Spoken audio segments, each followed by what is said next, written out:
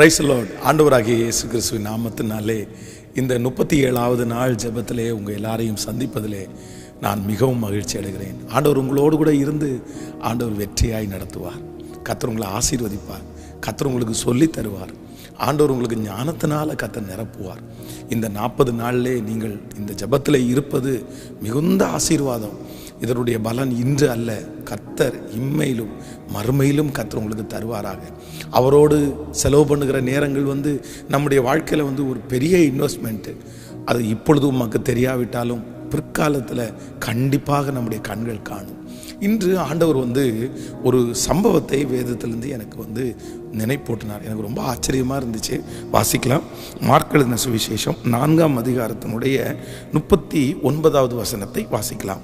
அவர் எழுந்து காற்றை அதட்டி கடலை பார்த்து, இறையாதே, அமைதலாயிரு என்றார். அப்பொழுது காற்று நின்று போய் மிகுந்த அமைதல் உண்டாயிற்று. ஆண்டவருடைய பிள்ளைகளே, இங்கே ஒரு மிகப்பெரிய பிரம்மாண்டம் நடக்கிறது. ஆண்டவராகிய இயேசு கிறிஸ்து சீடர்களோடு சேர்ந்து அவர் பிரயாணம் பண்ணுகிறார். அப்பொழுது ஒரு சுழல் காற்று அடிக்கிறது. அங்கே இருக்கிறவர்கள் எல்லாரும் அந்த கப்பல் அமிழ்ந்து போகத்தக்கதாக ஒரு பெரிய காற்று அடிக்கிறது. உடனே ஆண்டவர் எழும்பி நின்று, இதுவரையிலும் இப்படிப்பட்ட ஒரு காரியத்தை அவர்கள் பார்த்ததில்லை. பொதுவாக காற்றையும் தண்ணீரையும் யாராலையுமே தடுத்து நிறுத்த முடியாது. ஆனால் ஆண்டவர் எழும்பி நின்று ஒரு அதிகாரத்தோடு அவர் அந்த காற்றையும் கடலையும் அதட்டி, அமைதலாயிரு, இறையாதே அப்படின்னு சொல்றாரு. சொன்ன உடனே அவருடைய வார்த்தைக்கு அப்படியே கீழ்ப்படிந்து, அப்படியே வேதம் சொல்லுகிறது, அந்த காற்று அமர்ந்தது, அந்த கடலும் அமைதியானது. இன்று ஆண்டவர், நான் நம்புகிறேன், என்னுடைய வாழ்க்கையிலே அதிகாரமுள்ளவராய் எழும்பி நிற்கிறார். ஒருவேளை சில கொந்தளிப்புகளை உங்களுடைய வாழ்க்கையில் நீங்கள் பார்த்து கொண்டே இருக்கலாம். யாராலும் அதை அடக்கவே முடியாது, பெரிய கொந்தளிப்பு. ஆனால் நான் நம்புகிறேன், இன்றைக்கு ஆண்டவர் உங்களுடைய வாழ்க்கைக்கு முன்பாக எழும்பி நின்று அவருடைய அதிகாரத்தை கர்த்தர் பயன்படுத்துகிறார். கர்த்தருடைய ஆளுகை அந்த இடத்துல வருகிறது. பாஸ்டர், இந்த காரியத்தை எல்லாம் யாராவது ஒருத்தர் ரொம்ப தீவிரமாக செய்யணும், ரொம்ப ஸ்ட்ரிக்டாக செய்யணும், இல்லைன்னா பண்ண முடியாது.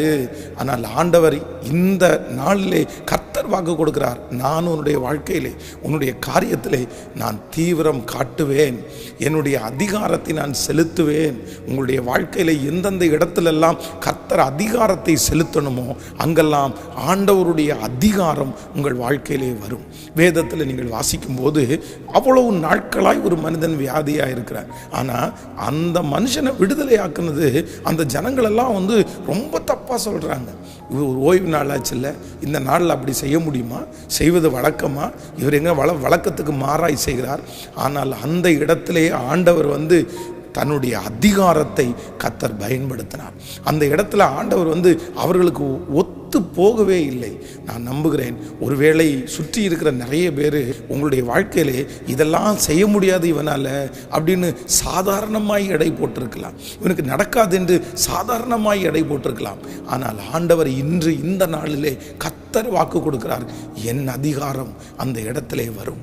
உங்களுக்கு விரோதமாக இருக்கிற காற்று அமைதியாகும். உங்களுக்கு முன்பாக இருக்கிற பலத்த பிரச்சனை, பலத்த மனிதர்கள், பெரிய தலைவர்கள், இவர்களை யார் அரட்டுவா, இவர்களை யார் தட்டுவா, இவங்க யார் வார்த்தைக்கு அடங்குவாங்க? ஒருவேளை நீங்கள் ஏதாவது ஒருத்தர் நினைக்கலாம், பாஸ்டர், என் வார்த்தைக்கு எங்க மரியாதையே இல்லை, என் வார்த்தைக்கு அந்த இடத்துல எந்த மதிப்பும் இல்லை, அவ்வளோதான், என் வார்த்தையை என்னன்னு கூட ஏற்றுக்க மாட்டாங்க, எனக்காக யாராவது ஒருத்தர் பேச வந்தா அவ்வளோதான், அவங்கள்ட்ட பேசவே முடியாது. ஆனால் நான் நம்புகிறேன், இல்லை, நீங்கள் கவலையே பட வேண்டாம்.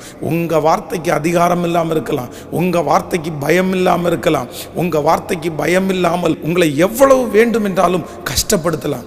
ஆனால் கர்த்தர் வாக்கு கொடுக்கிறார், இல்லை, நான் அதிகாரத்தோடு எழும்பி நிற்பேன். அப்பொழுது அவர்களுக்கு ஒரு பயம் உண்டாயிருக்கும். ஒரு விசை ஒரு வயதான தாயார் ஒரு வயல் தோட்டத்தை அவங்க வைத்திருந்தாங்க. அதில் அந்த காய்கறி எல்லாம் போட்டு அவங்க அதனால ஜீவனம் பண்ணிட்டு இருந்தாங்க. பக்கத்து தோட்டக்காரர் ஒரு பெரிய கோடீஸ்வரர், ஒரு பெரிய அரசியல் வலிமை பெற்ற ஒரு மனிதன். அவர் நிறைய மாடு வச்சிருந்தார். இவர் இந்த மாடுகளை எல்லாம் மேய்வதற்காக அனுப்பி விடும்போது அது பக்கத்தில் இருக்கிற அந்த அம்மாவுடைய அவங்க விவசாயம் பண்ண சின்ன சின்ன செடிகளை எல்லாம் பிடுங்கி தின்னும். அப்போ இந்த அம்மா போய் அந்த மனுஷனிடத்தில், ஐயா என்னுடைய பிழைப்பே அதான் ஐயா, நீங்கள் எப்படியாவது உங்கள் மாடை ஒரு எல்லைக்குள்ளே வச்சுக்குங்க, இங்கே அனுப்பாமல் இருந்தால் நல்லாயிருக்கும், அது இங்கே வந்து என்னுடைய எல்லாத்தையும் நஷ்டப்படுத்துது அப்படின்னு சொன்ன உடனே இந்த மனுஷன், நீ யாரு என்கிட்ட பேச வந்திருக்கிற, என்கிட்ட பேசுறது உனக்கு என்ன தைரியம் வந்துருச்சு, அதெல்லாம் பண்ண முடியாது, பார்த்துக்கலாம் போ அப்படின்னு சொல்லி வெறுமையாய் அனுப்பிவிட்டார்.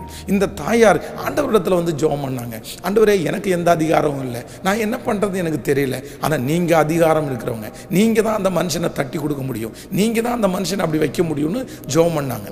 அடுத்த நாள் வேண்டுமென்றே அந்த மனுஷன் வந்து தன்னுடைய மாடை வந்து அவுத்து விடுறாரு. இவங்களுடைய எல்லை அந்த வரப்பில் வந்த உடனே அந்த மாடுனுடைய முதுகில் யாரோ ஒருத்தர் பட்டார் அப்படின்னு அடிக்கிறது மாதிரி ஒரு சத்தம். அந்த மாடு தெரிச்சு அப்படியே ஓடிருச்சு.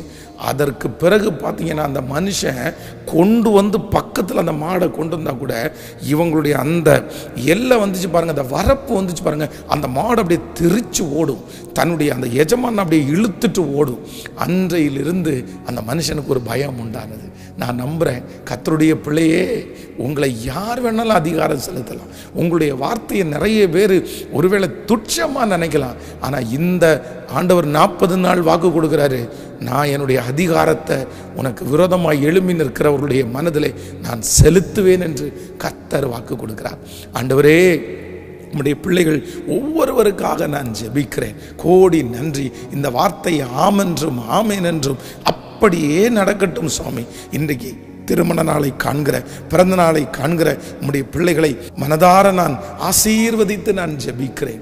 நன்றி. இந்த 40 நாட்கள் முடியும் போது அற்புதம் நடக்கட்டும். உம்முடைய பிள்ளைகளை அனுப்பியிருக்கிற ஜெபத்திற்கு ஒரு பதிலை கர்த்தர் நீர் தருவீராக ராஜா.